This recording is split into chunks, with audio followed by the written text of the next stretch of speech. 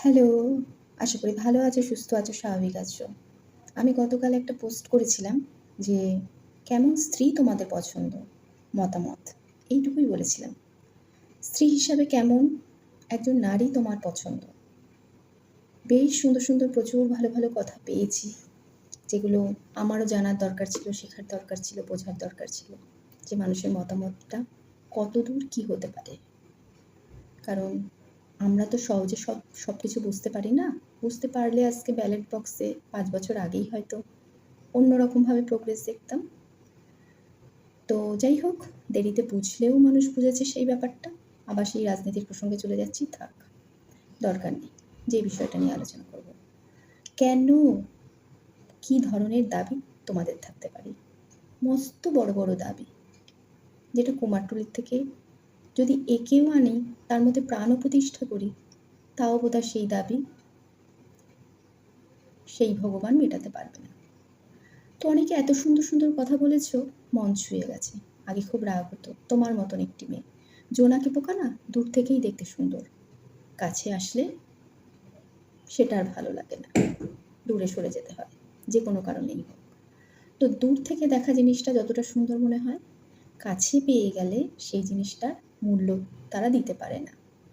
কিন্তু প্রত্যেকটা ঘরের মায়েদের যেমন তোমরা নিজেরা মূল্য দাও, সেরকম যদি নিজেদের স্ত্রীদের সেই চোখে, সেই দৃষ্টিভঙ্গিতে যদি দেখো, তাহলে অপর মানুষটিতে, ওপারে বসে থাকা মানুষটিকে সুন্দর আর তোমার লাগবে না। সুন্দরটা নিজের দৃষ্টিভঙ্গি। তোমার কি দাবি, তুমি কি চাও? আমি যেমন, আমি উদাহরণ দিয়ে বলছি আমার কথা। আমাকে যদি বলা হয় রোজ সকাল 6টায় উঠে তোমার হাজব্যান্ডের জন্য রান্না করতে হবে, পারবো না। রোজ উঠোন ঝাড় দিতে হবে, পারবো না। রোজ বাসন মাজতে হবে, অনেক অনেক বাসন, পারবো না। আমি যতটুকু করি, আমি সব কাজ একা করি, কিন্তু আমার মন মর্জি মতন করি। সকাল 6টায় উঠেই যে আমি পারবো, কারণ ওটা তো আমার শরীরে সহ্য নাই হতে পারে, আমার তো ঘুমের প্রয়োজন হতে পারে।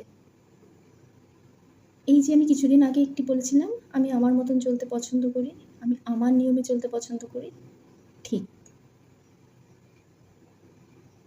অনেকে বলেছেন, বুঝতে হয়তো পারেননি, কি একটা পোস্ট দিয়েছিলাম বেশ, যে কারোর আনুগত্যে থাকা আমি ঠিক একটা পছন্দ করি না।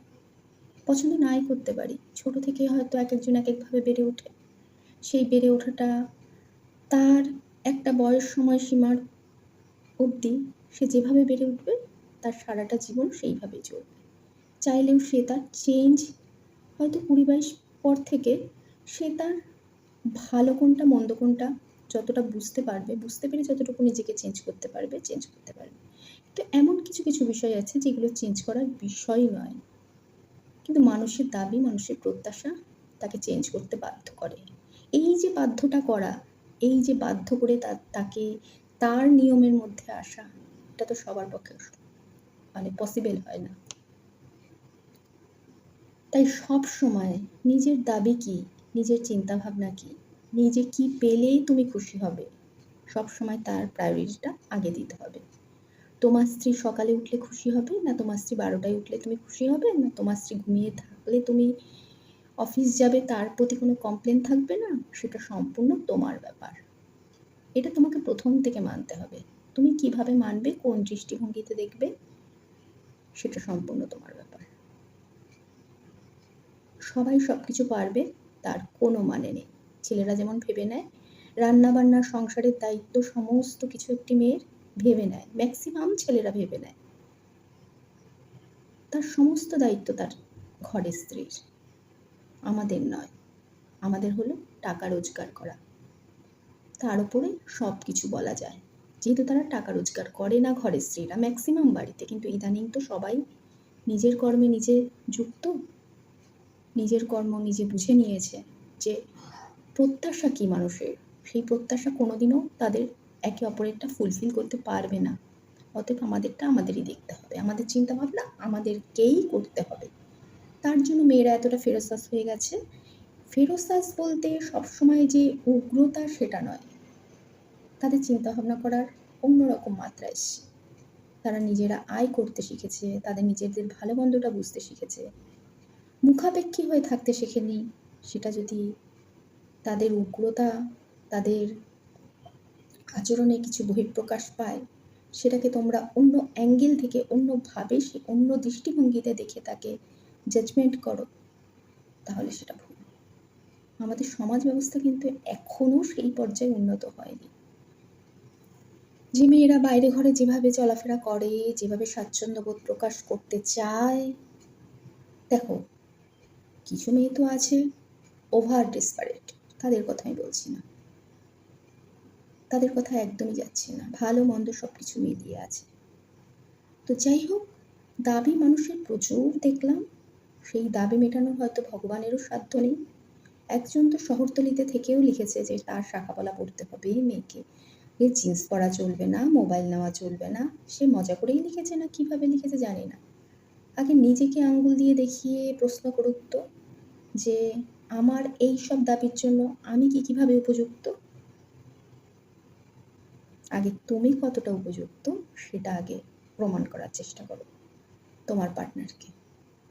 তারপরে না হয় তুমি তোমার পার্টনারের থেকে কি পাবে না কি না পাবে সেইটা তুমি দাবি রাখতে পারো। সেই দাবি যদি তোমার ফুলফিল করতে পারে সে, তাহলে অবশ্যই তাকে বউ হিসাবে আনতে পারো।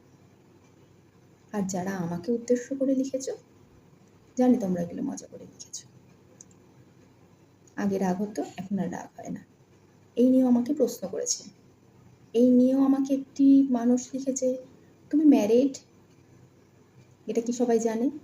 আমি আমার প্রস্তাব নিয়ে আমি কাউকে বলিনি, বা আমি ঘটকালি করার জন্য বলিনি। একজন লিখেছে, আমার এরকম বউ না পেলেও হবে, তোমার মতন বোন পেলেও আমার সৌভাগ্য, বা কিছু একটা এরকম কিছু লিখেছে। শুনে না আমি সত্যি আপ্লুত হলাম। প্রতিবাদী বোন চায়, তবুও তাকে একটা কথা বলি, তাকে নয় সকলের উদ্দেশ্যে একটা কথা বলি, প্রতিবাদী বোন চায়, প্রতিবাদী মেয়ে চায়, কিন্তু প্রতিবাদী বউ চায় না। কেউ চায় না প্রতিবাদী বউ। চুপ করে থাকবে, চুপচাপ শুনবে, চুপচাপ থাকবে, চুপচাপ ঘরের কাজ করবে। সেটা সম্ভব আজকের ডেটে দাঁড়িয়ে? মনে হয়?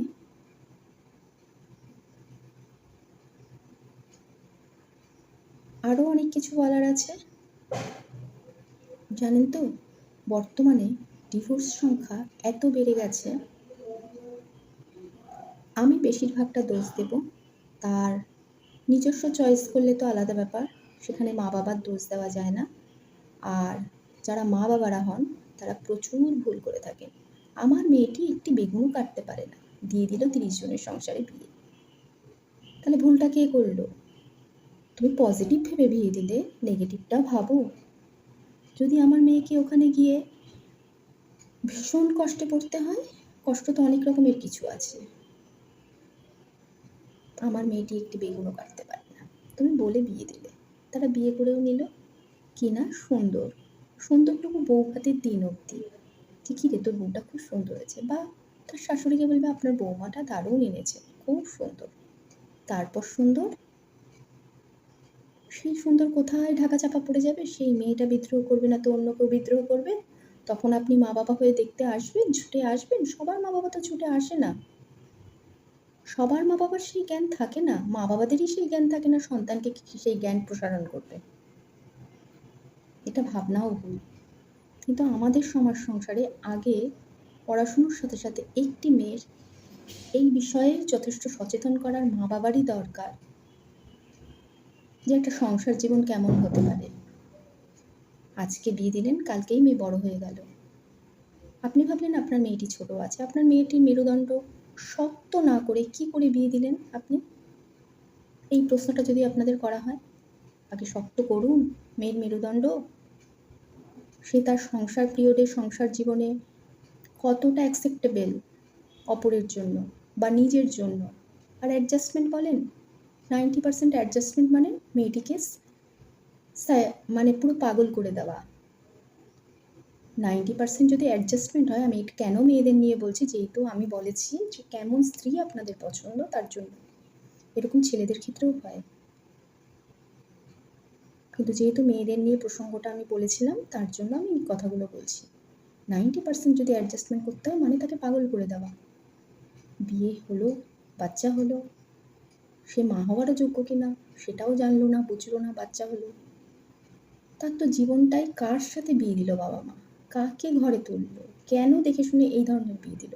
সারাদিন মনের মধ্যে তার যদি শরীর মনে এই ধরনের চক্রাকারী কোশ্চেন ঘুরতে থাকে, তাহলে সেই মেয়ে জীবনে কি সংসারে কখনো সুখী হতে পারবে বা সংসারের প্রতি মন দিতে পারবে সমস্ত কাজে? তার সন্তানের প্রতি তার কত দায়িত্ব থাকে, কত ব্রড মাইন্ডের চিন্তাভাবনা থাকলে একটা সন্তান পৃথিবীতে এনে জন্ম দিয়ে তাকে বড় করে তোলা যায়। নিজের বাউন্ডারিটাই কতটা সেটাই সে বুঝলো না, বুঝতে শিখলো না। সন্তানের বাউন্ডারিটা কত দূর পৌঁছাবে, কত দূর রাখবে, কত দূর ছাড়বে, সে কি করে একটা সন্তানকে সে পৃথিবীতে এনে মানুষ করবে?